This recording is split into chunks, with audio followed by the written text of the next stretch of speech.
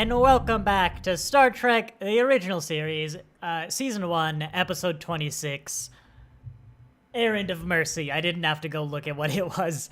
Or as the real fans know it, Episode 27. Sorry about that, my wife likes making cookies. Where today, we are going to be introduced to the Klingons. This is the first story to introduce the Klingons, which I don't think there are that many in Star Trek. This is the story that in Star Trek, in TOS, sorry. This is the first story to introduce Kor, who is one of the main three Klingons, well, of the original series. But you'd probably remember them from the Klingons from Deep Space Nine, what are friends with Dax. And Kor, I think, is even like the main Klingon kind of TNG. Of Deep Space Nine. I think he's the old one who really liked to drink a lot. I think he even had a solo episode with Jadzia after like the main one that brought them all back. Or was he the only one that lived? I can't remember. But this is the one where we get to meet Kor. For the record, I also... let's start, because that's more rambling. If you don't know what we're doing, we are basically recording an audio commentary track live. So, of course, for legal reasons, I can't just stream an episode of Star Trek, so just bring your own video, and for that matter, audio. There's a link to Paramount Plus in the description, but I'm personally just watching the Blu-rays. God, I don't know, sometimes this spiel just... it leaves my head. You think after like a year plus, I'd know it. Yeah, in a little bit, we're going to do a countdown, 5, 4, 3, 2, 1, go. And then on go, everyone's going to hit play. As you can see, I've got the time bar on screen, and I will also play a blurred version of the episode. I've just got this space background because it's just a black screen with a time bar right now. It's not very exciting. But yeah, well, people get set up. I've got a new 3D printer. That's fun. It's relevant, though, as well. Yes, I got and we've set up a new Bamboo P1S, which I'm very happy with so far. And of course, I think I've convinced my wife 3D printing is amazing, because they love the sound that the printer makes. It's super calming. They're annoyed at my multi-part prints, because it's a lot of brief sound and then changing filament. Yeah, we made a nice pumpkin candy bowl that my wife now wants even bigger. As big as the printer can go, they said. And now, because I got an AMS, I can do 4 colors at the same time. So I'm printing Dalek Emperor. From the hit 1968 Doctor Who episode, Evil of the Daleks. I've got here my little Dalek Empire body. It's like a 13-hour print. Just the skirt of the Dalek, which looks fantastic. And I'm printing the head right now. It's like 30% through. It's got 6 more hours. And it's a lot of color changes. So I've got that open in another monitor. If at some point I go like, oh no, printer, and then like disappear and you hear doors slamming and stuff, it's because I've had to go into the other room to fix the printer. But no, I haven't had any issues. I had a bit of issues with the calibration after the last print. I just had to move the like board, the print bed. It was pretty easy.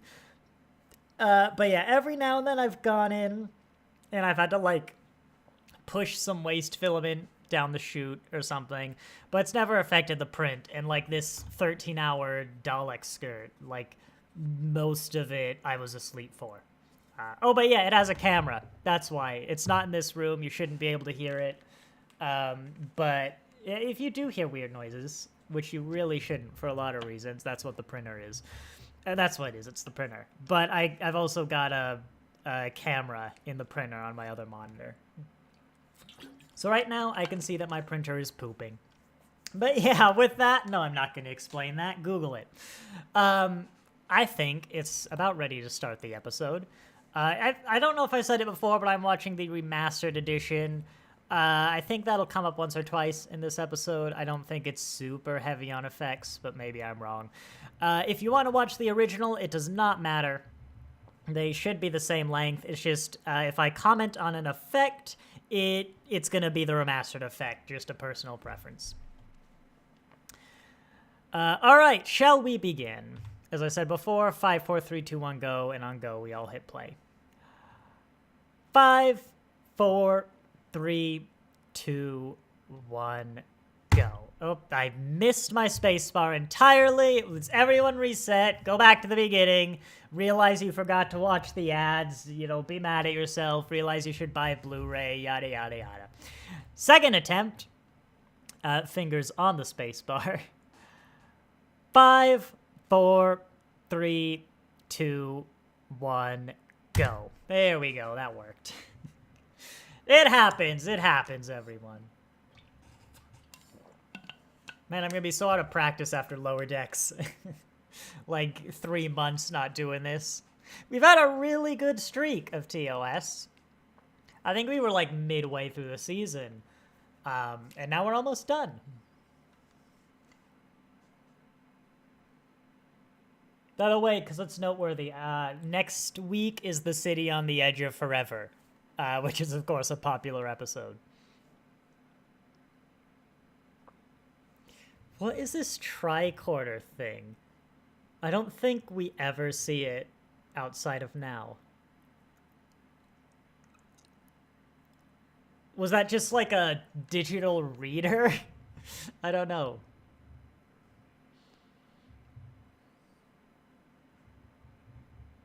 This is interesting, too.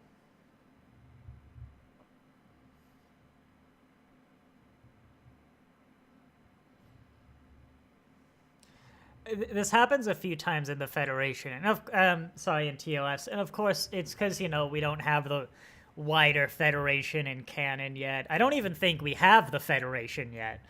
But I think we do have some level of Prime Directive established, or if not, TOS does. Yeah, we still just casually get these worlds that are, very pre-warp, but they just know about the Federation, and, we go down, it's not an issue. And, of course, spoilers with Organia. It's not exactly pre-warp, but still, the point stands. Or even weirder, you'll get these worlds that are in the Federation, like the one from the Cloud Miners, that are just, so clearly not Federation, capable and don't have Federation values that you have to imagine no one even bothered inspecting them, let alone visiting, to before they let them in.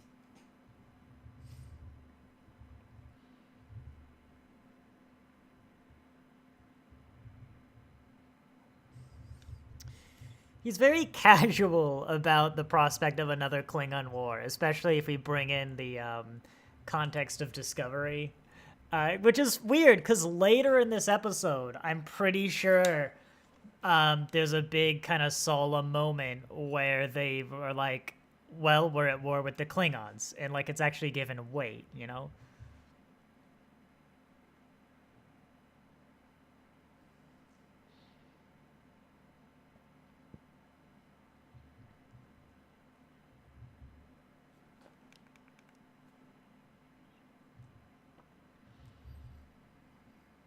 I don't know, it certainly seems like they're at war. Maybe it's a different episode, because I think there are weirdly a few wars in TOS with the Klingons you forgot about.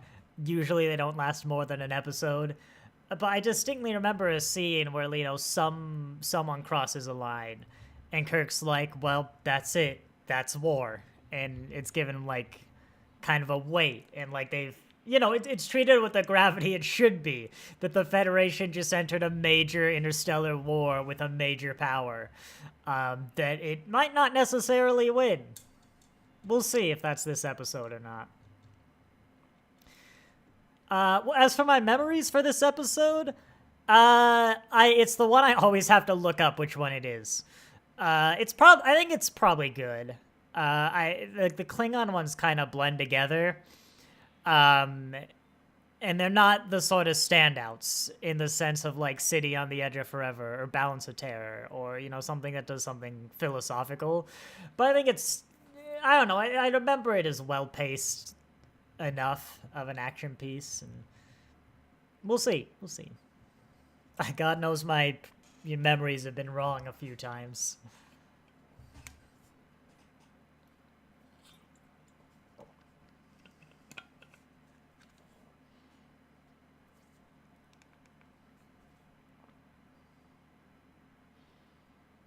Although I think it does try and say some things about war this episode, now that I'm thinking about it.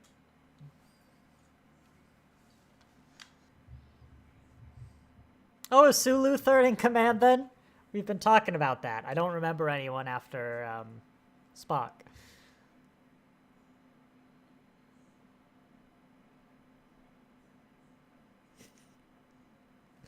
I like that. But, Captain, Sulu, what did you think he meant by your responsibility is to the Enterprise, not to us?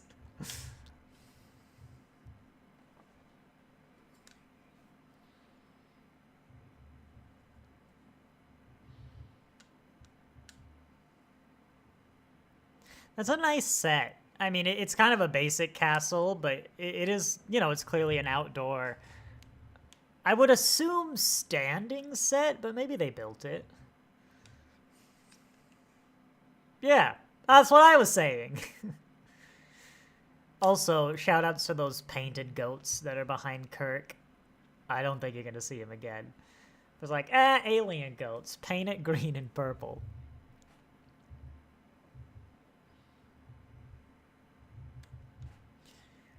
But yeah, what I was saying before, like, the twist is that these people are actually super advanced, whatever. They're not what we see.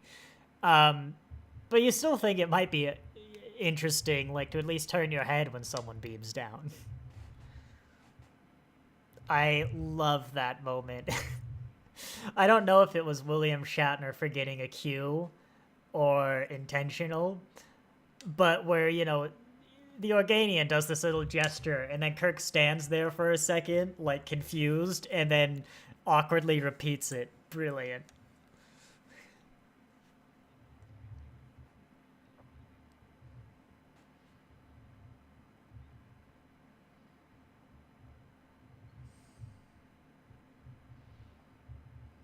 In fact, I'm surprised they didn't draw attention to it, because it makes sense when we learn what we do later. But it's really convenient that they beamed down without telling anyone, and the leader of the planet was, like, right there, and because that is... Hey, there's the goat!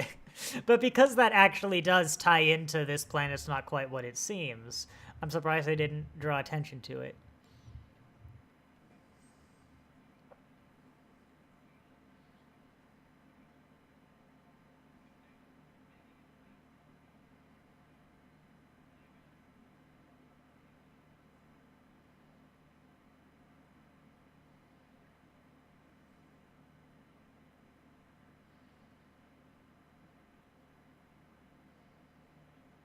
So you do have a choice.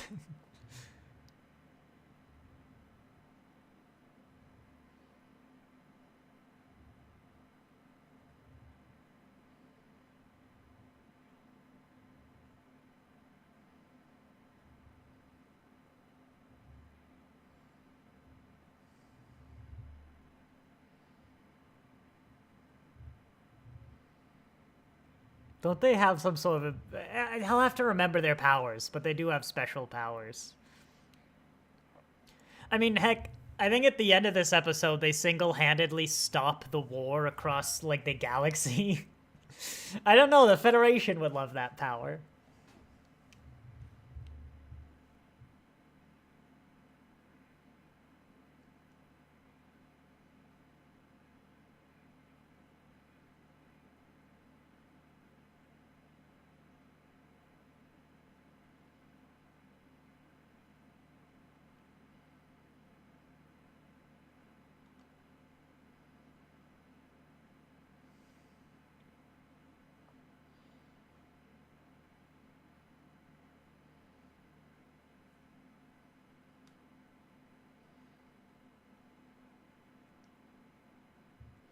What I'm wanting as well to remember is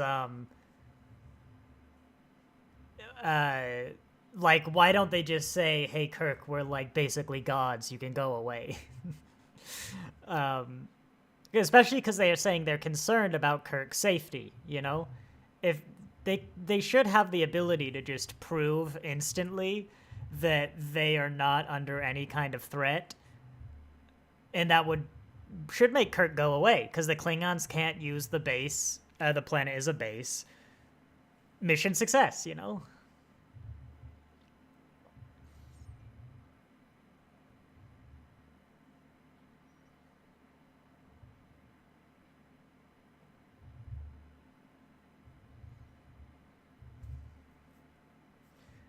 I would love to know how your tricorder registers progress. I mean, I guess, like, the precision of, you know, manufactured goods, the age of buildings, etc., etc. Also, I'm just going to acknowledge I'm not a fan of Spock just referring to the culture and its lifestyle as primitive, and just leave it at that for the rest of the episode.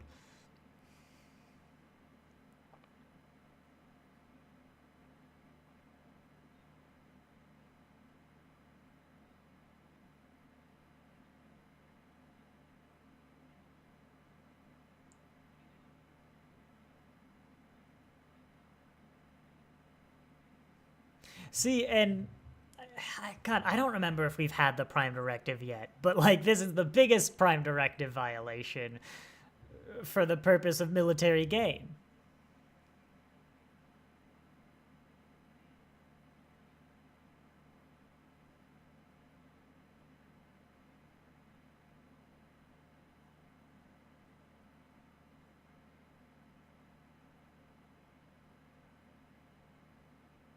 Oh, there we go. He's about to prove it. Perhaps in a demonstration. Oh no, I guess I'm going to wait 40 minutes. I think they've done a good job in the remastered version with the space battles. Like, I'm sure there's probably a few more ships. You know, it's not green screen work. Like the torpedoes, what would they be? The disruptor fire is better. It's clearly better than what it would have been in the 60s, but not too much. It's still very much in the spirit of what the 60s would have done, and I really like it. I think I've said before, the TOS remaster is, I think, how, like, every remaster should go. Basically, other than just a straight, hey, let's put this footage in HD as it is, you know? They basically remove, like, green screen artifacts.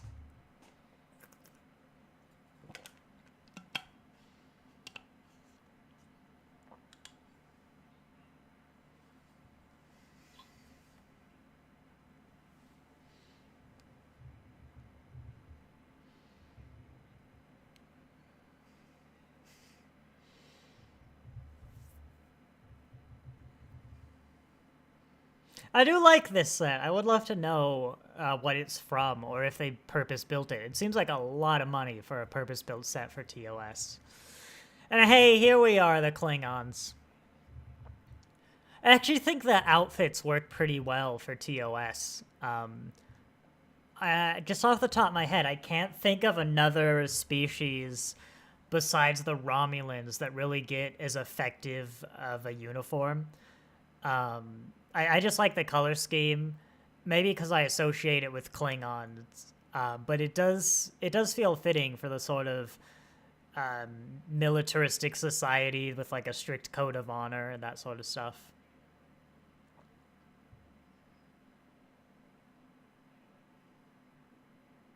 Hey, we have the Federation! I thought that came much later.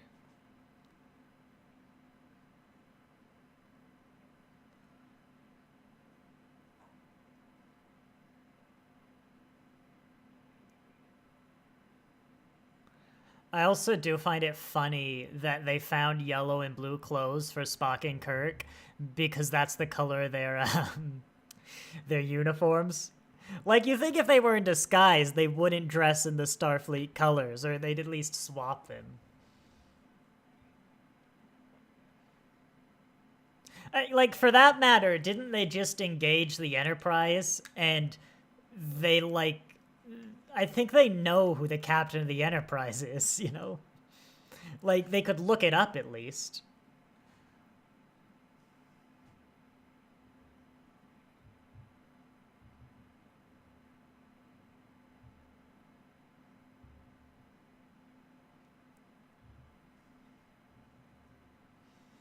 I don't think I knew that Korra, Kang, and Koleth were Klingons from the TOS era, back in Deep Space Nine. But knowing that they're the same, you know, and having seen them back and forth, yeah, you can totally hear it. Absolutely. You can even kind of see it in their facial features, despite not having the makeup. He even gave his real name, Spock. Come on. You know, I'm Spock, the only Vulcan in the entire Federation, son of the renowned diplomat Sarek. Heck, a renowned Vulcan-human hybrid. Is he the first? Really? Unless you count, like, Enterprise. But I don't think that baby made it very far. Like, I don't know. I just think if you found a Vulcan, you'd look it up. The Enterprise crew. Be like, hey, do they have a Vulcan? Oh, look at that. They do. His name is Spock. He looks exactly like this guy we found.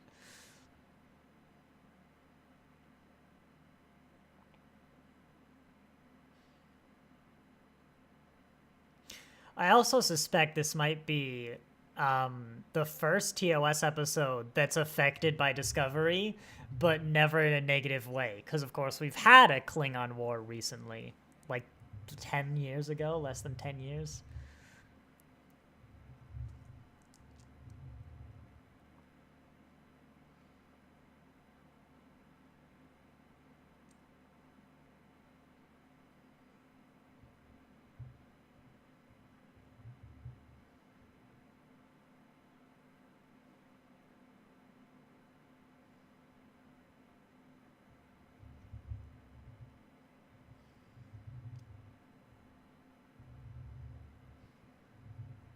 Good conversation.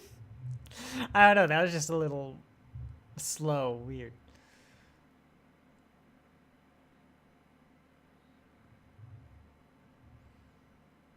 I love that actor on the left, the older guy in the blue, who looks like he's just cracking up at this scene a little bit. It's like, smile and smile, and he just couldn't keep his cool. He kind of looked away and got a bigger smile.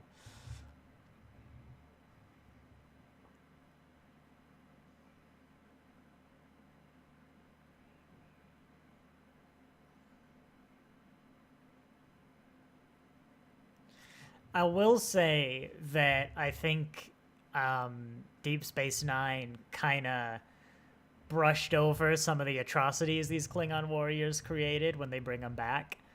Um, which, like, I think 24th century Star Trek does in general. In part just because, you know, the Klingons are in a friendlier stance with the Federation, and we have to make that sense. But you even have allusions to, like, Klingon slave worlds in occupied planets in the Next Generation that we just brush over. It's like, oh yeah, they're our allies. Why wouldn't they be? It's mostly early TNG. I think after you get a little bit into that, we settle into the whole Empire in Decline kind of storyline, but this core is feels a little bit removed from, like, the drunken, jovial old man of Deep Space Nine, you know? I remember my one of my history teachers in high school.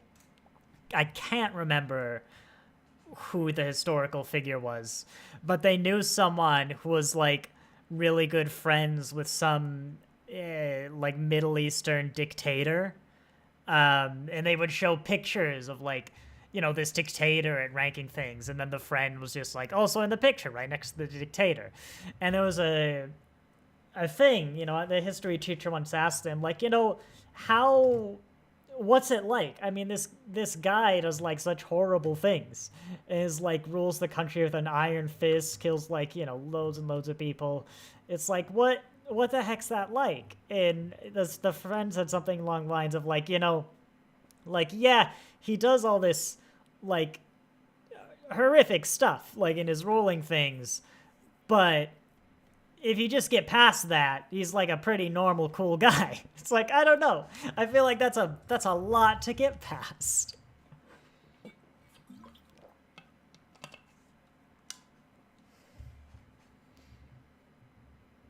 Yes, I would.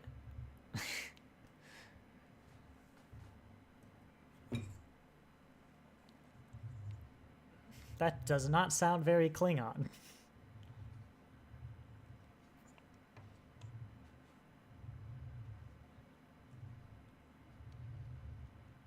It is very interesting in 60s sci-fis, and Star Trek in particular, where basically everyone, including the Federation, seems to have some kind of truth thought reader.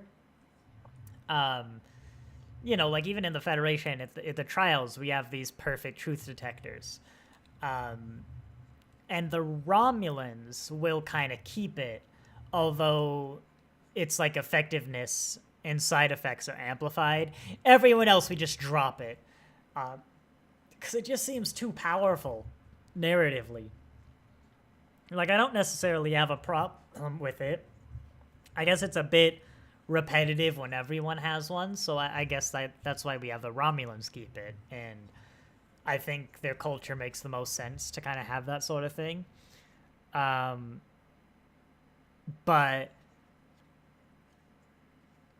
I don't know. It's interesting that we get so many in TOS, because even in TOS, I feel like it has problems. Like all the trial episodes, for example, that have it, you could just flat up ask, hey, are you guilty? You know?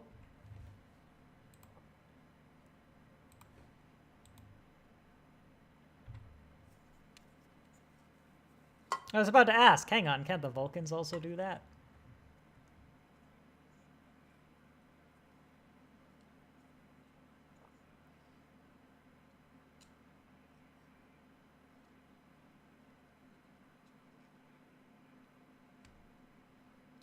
Wow, such emotion behind those lines. You can really feel the fury in that augmented Klingon.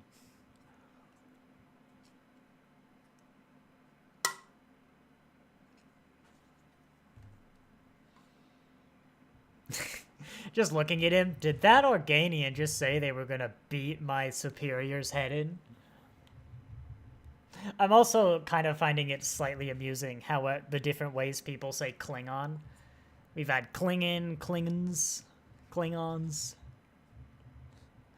Even individual actors are a little inconsistent.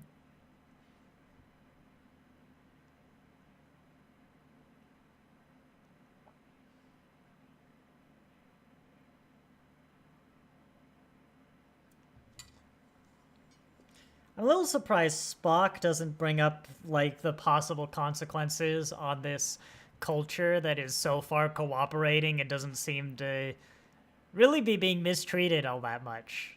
I mean, yes, their planet's being occupied, but aside from that fact, they don't really seem to be affected in any way. It just seems the sort of thing Spock would bring up, and then the show would reprimand Spock for bringing up, but still.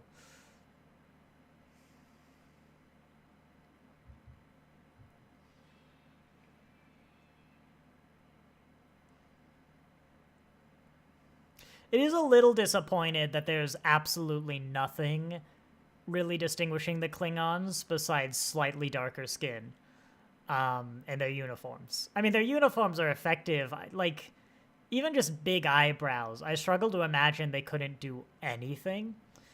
And I believe the Klingons came about mainly because the Romulans' ears were just too expensive. So, you know, even these little things like Vulcan and Romulan ears can be prohibitively expensive. That's why there's so few Romulan episodes. I think there's only 2, and why most Romulans wear those helmets that cover their ears, as the ears are like stupid expensive. But is like some eyelash extensions that much worse? Maybe some face paint patterns? I don't know.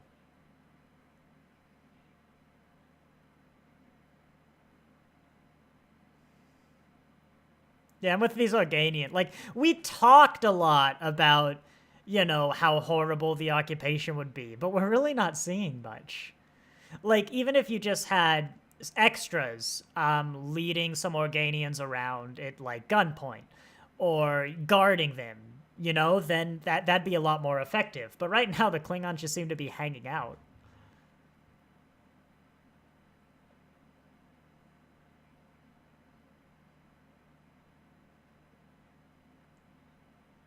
Maybe demonstrate it. Like, I don't know. I feel like it does feel a little bit contrived that, like, the Organians could just, get Kirk to stop doing what they don't want him to do, and also protect Kirk, like, get him into safety by fully explaining the situation. And both those things the Organians want to do. And as I said, the guys seem to be like, you don't understand, perhaps a demonstration, but he got cut off because, like, someone got a call or the Klingons came in.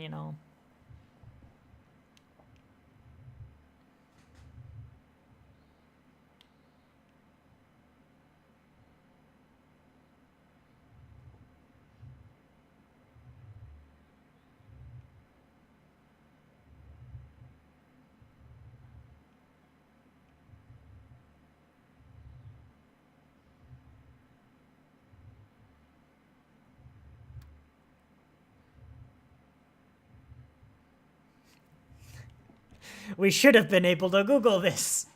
I knew when we encountered the Enterprise I should have double-checked. Wait, he knew about the Kirk. He just flat out knew that that was the captain of the Enterprise. So yes, Kirk is famous enough. Like, maybe not to be recognized on sight, sure. But you could have looked up who the captain of the Enterprise was and figured that information out.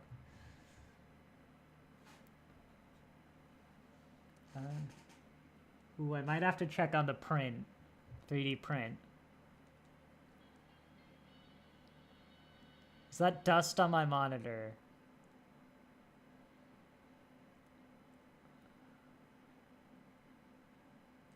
Oh, I think that's just dust on my monitor. No? Hang on a second. Oh, no, that's the print. I'm sorry. I will be back in, like, 30 seconds.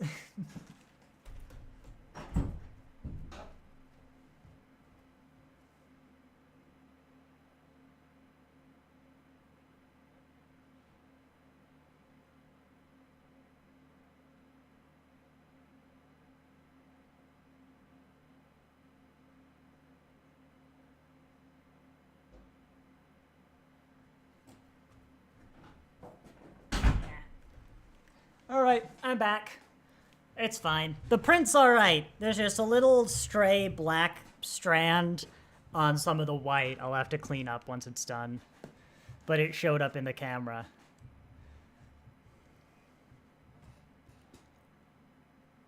It is interesting seeing the Klingons in their first appearance, with literally no canon behind what's established in this episode. And they're fairly consistent and close to what we see before. I mean, mind scanners are a little weird, but like the allusion to drugging the captain. Like, that's a coward's way to go, but it's still pretty good.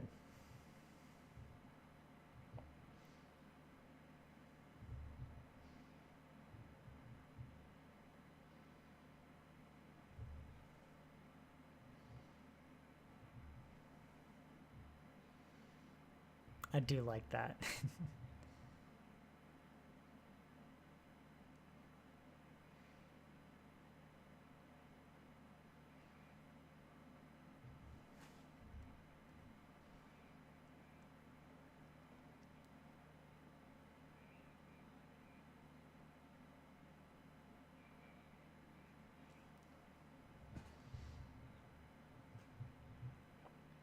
I suppose this could make sense a little more with the context of Discovery and what we now know was the recent Klingon spin of seeing the Federation as like, conquering the universe. I really don't like it for a lot of reasons. Now's not the time to go about it. But that take that the Federation are essentially the same as the Klingons or the Borg and stuff because we assimilate other cultures, but we're worse because at least like the Borg are honest. Although the Federation is also totally honest that it would love everybody in the Federation. Yeah, I don't like this take, but that's like 2 series from now we'll get into that.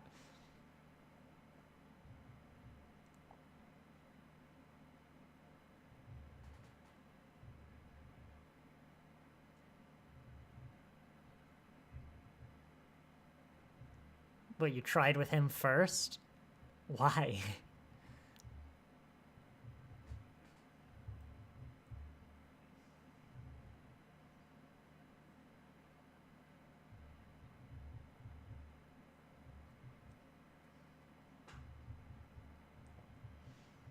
Is that the mind scanner?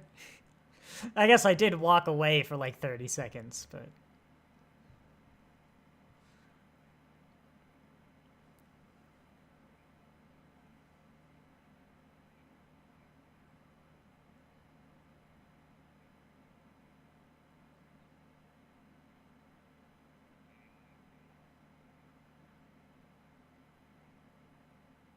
Are we to believe from this episode that in Discovery, they win the Klingon War by putting that woman in charge at threat of blowing up the planet? Are we to believe, oh my god, so surprised that the Klingons very quickly overthrew her and just went back to their old ways? Or that, is it L'Rell is like sanctioning this? Like, I assume she's overthrown because, of course, she was overthrown. Just season 2 of Discovery's very bad and doesn't understand a lot. But, like, this isn't a slight on this episode. This is just, I guess, season 2. It's a weird, negative resolution to that Discovery season.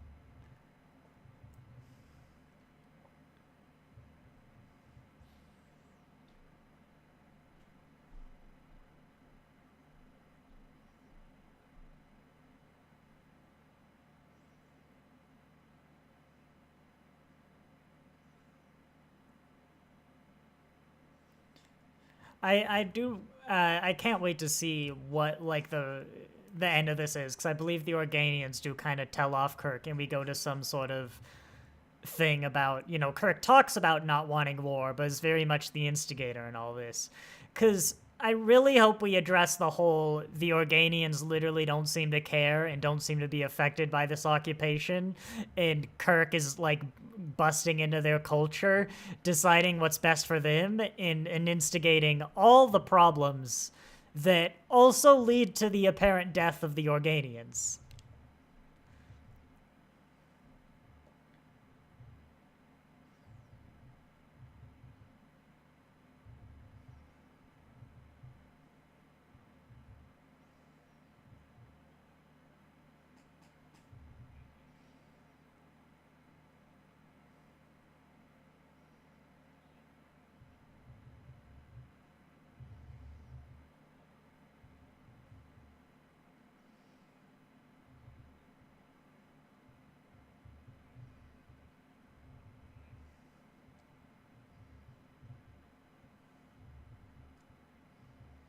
This is where you should be more specific.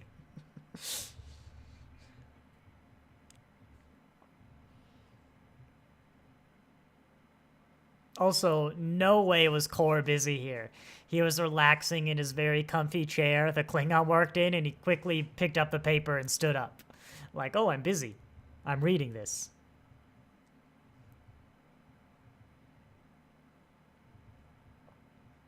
I also like when we get these little gestures, that it's very clear what they mean, but it's an alien gesture.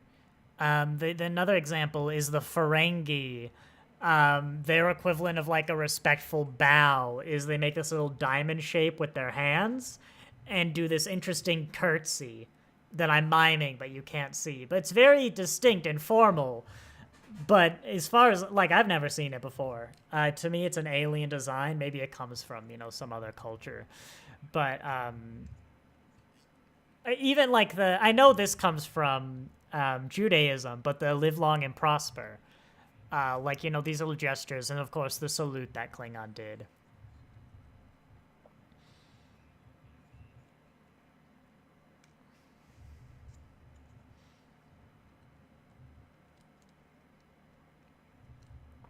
They don't sound like Klingon phasers.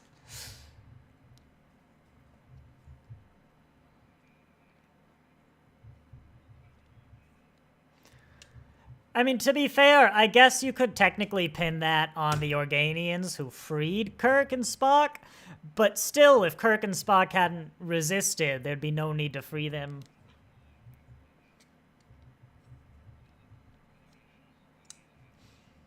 Of course, we know as the audience that nobody died there, but or we will learn. But the point still stands that, like, it's entirely possible that this is a society that's exactly how it appears. And Kirk believes it to be, and he's making his judgments off that assumption.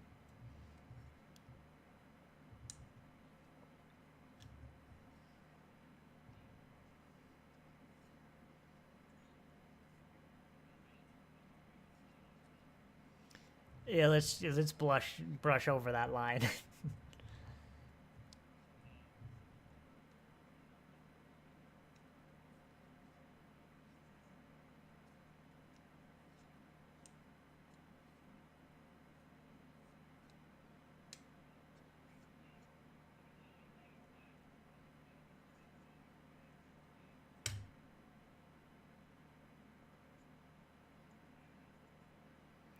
Yeah, Kirk is prepared to literally use force against this ruler. Like, we're not the good guys here. And I really hope this episode actually acknowledges that properly. Because I think it's gonna at least attempt to.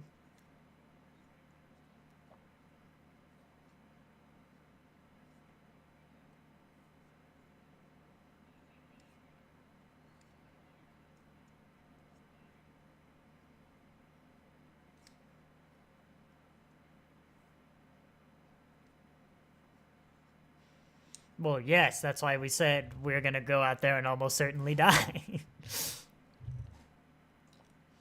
We've got to be rapidly approaching the resolution, but we still got 13 minutes left.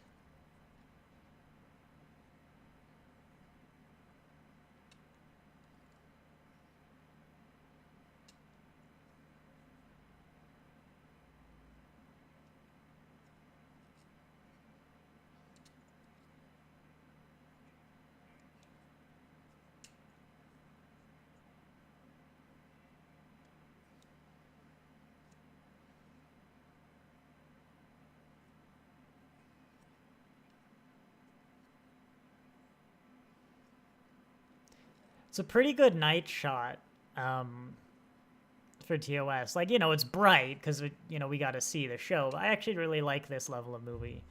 This level of lighting, sorry.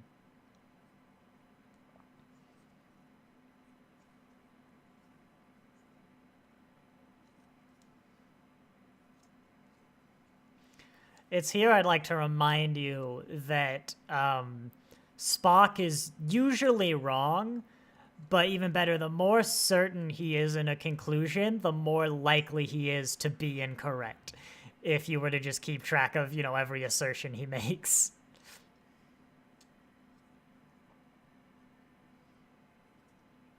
I've always just bothers me when you have characters who have that, like, hyper-specific odd to one. And it's like, you just hear a writer who doesn't really understand what being clever is like or what estimation and odds are. And it's like, oh, it's accurate. It's like, no, you've had to make like a stupid amount of assumptions.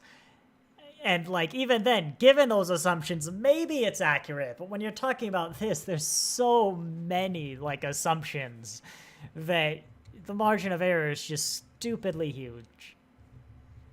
Like, just say we'll probably not survive is better.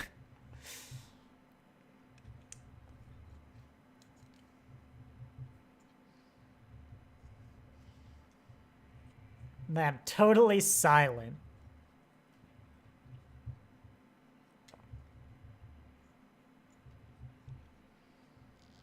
Well, as a Klingon warrior, he's surely not gonna speak.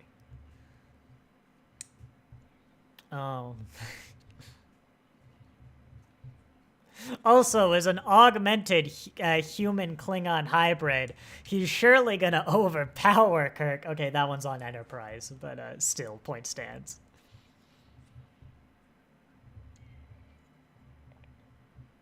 Does that work on Klingons?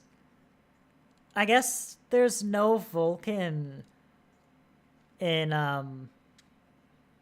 yeah, there's no Vulcan in most of the series that deal with Klingons, huh? I don't know, it just feels like that shouldn't work.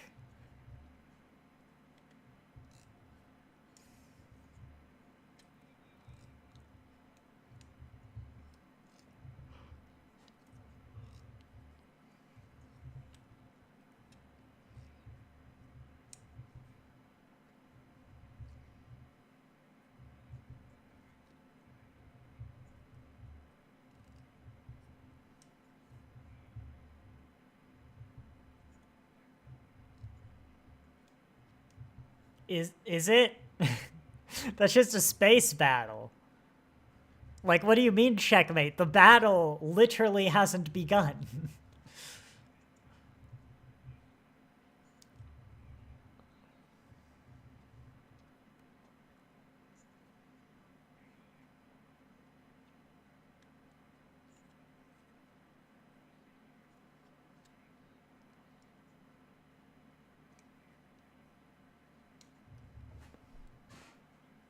Okay, that's a bit optimistic, Core.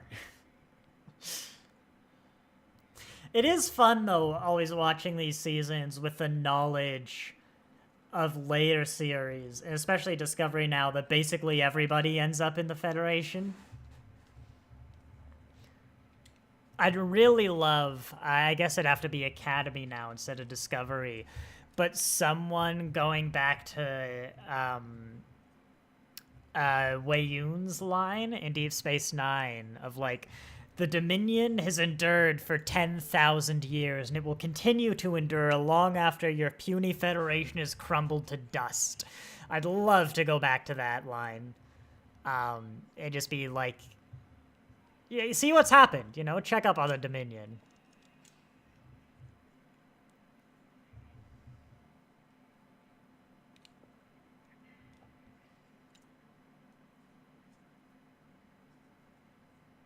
If the bodies have extreme heat, could you just force your body? I mean, we learned according to Strange New Worlds that Spock is apparently immune to extreme heat, but I guess we're using magic, so you know.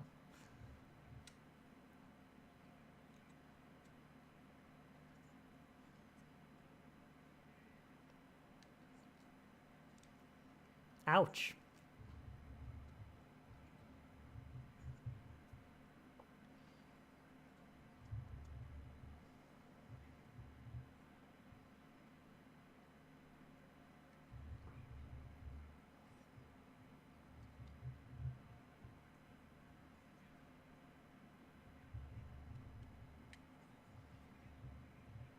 Klingon, there we go, another pronunciation. Oh, well, it turns out engineering needed to touch those controls, and now everyone suffocates. We're heavily deorbiting because, as always, I parked the Enterprise in atmosphere.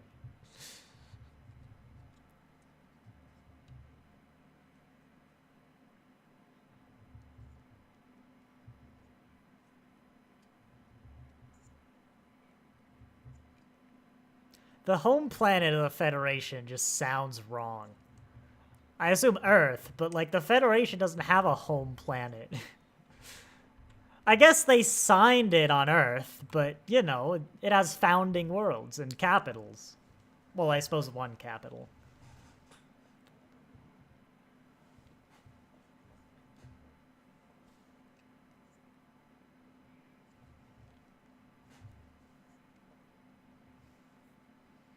Hey, that line actually works better after discovery.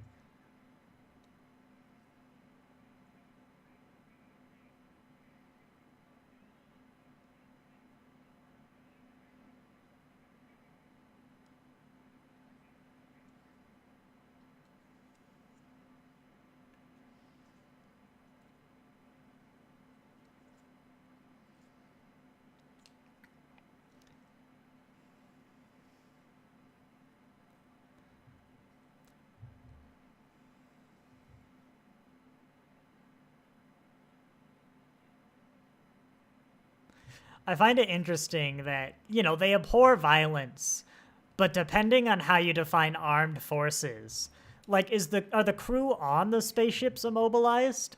There's no power, so if they're supposed to launch rescue missions, like, no way they're gonna survive on those spaceships, you know?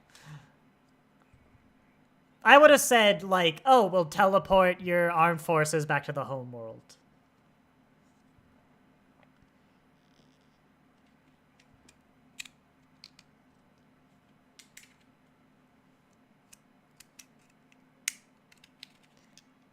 I mean, I guess we kind of did it.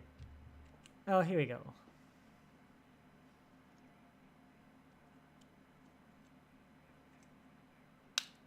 They do, Kirk!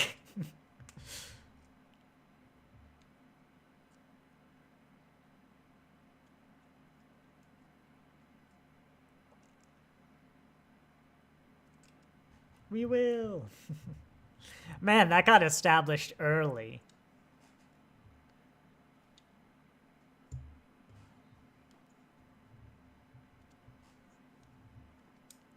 I don't know. I think they did a fine job exploring that, but I would have liked more insistence on, like, how Kirk... I feel like you could have drawn parallels between the Klingons coming in and literally invading and, you know, telling these people how to live, you know, as slaves. And then the Federation coming in and, like, deciding that the aliens here are against the Klingons and deciding that they're going to fight back and deciding that, you know, it's worth risking the population of the Organians and the attacks that Kirk was making. Also fascinating that they're using the phaser sound effect here when the Klingon phasers didn't use the phaser sound effect. Just swap those two.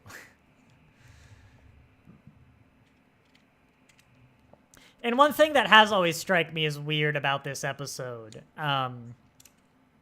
is that what's stopping them from just leaving and then going to war?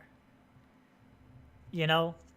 I guess you can say if both sides really don't want war, that, you know, this is enough to give them pause and actually work out their differences. Although, even if we ignore, you know, the other episodes, establishing that, you know, the Klingons absolutely would want to go to war. This episode started by the Klingons invading Federation space. And, like, I don't know, even just from what the episodes have shown, I don't see the Klingons becoming... This isn't how evolution works, but I don't see the Klingons becoming... just being pacified and them coming to a peaceful agreement.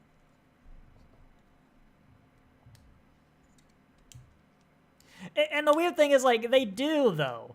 Because in other episodes of this series, the Klingons and the Federation fight. To be fair, this episode doesn't necessarily know that, but it still harms the episode nevertheless, you know? Just, could you imagine with all the context of the greater franchise, like the Chancellor of the Klingon Empire sitting in his throne room having ordered an invasion of the Federation, then this random alien shows up, tell him not to go to war, and he just takes that?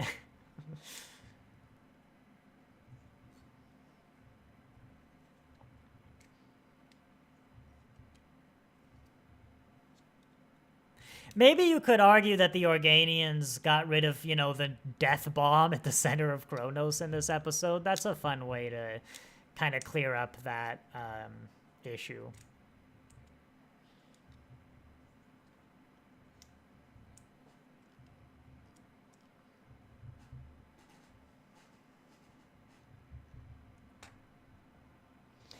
It's interesting. I mean, generally, TOS takes an atheist viewpoint, but it also regularly goes into, like, the Federation seeming to be Christian, or at least monotheistic.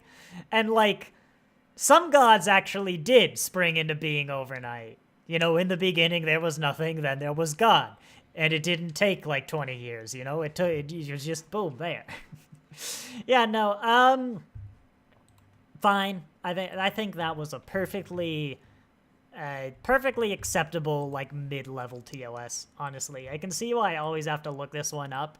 And I never really remember what happens in it. I'm like, go to Organia, Klingons are there, Organians stop war. That's what I remember from this episode. And honestly, I think that those 3 sentences, broken sentences, totally summarize everything that happened in the episode. Which for 50 minutes isn't the best thing in the world. But, you know, it was perfectly acceptable. It at least tried some commentary. What was going on at the time? You know, the Cold War. I don't know if we were actually in any wars. I have to admit, my 20th century history, when it comes to exact years, isn't the greatest. But I think it's certainly probably tying into to that sort of thing. I mean, the Klingons, I don't know if saying they've always been stand-ins for the Soviets is correct, at least in, like, Kirk's time. But they often do serve as a stand-in from what I remember. Of course, with the undiscovered country directly being about, like, hey, the Soviet Union is collapsing and, like, we're normalizing relationships. The Cold War is ending. And, you know, that's... how do we deal with that kind of thing? But yeah, next week... I'm sorry I hit the mic. Next week, we have got the City on the Edge of Forever. Which the people at Buffer Time are discussing that tomorrow, funny enough. Not tomorrow, Monday? I think they do Mondays now. Asking the question, is it the best TOS episode ever? Or even the best start? I don't remember which one. Probably not. It's a good one. I remember never liking this as much as everyone else seems to. But it's a good one. It's a classic. That one should be fun. In fact, hang on, let me double check. I don't think I'm skipping a week of Star Trek till Lower Decks. No, I'm not. There is no Doctor Who on the 20th. Caden can't make it, but otherwise, Star Trek is good. And then we're going to start Lower Decks immediately after Season 1. That lines up very nicely. And we should just continue with Season 2 right after that. In fact, what is the first episode of Season 2? Oh yeah, it's the Halloween one. Perfect for January. So with that, I will say thank you all very much for watching, and I'll see you next time!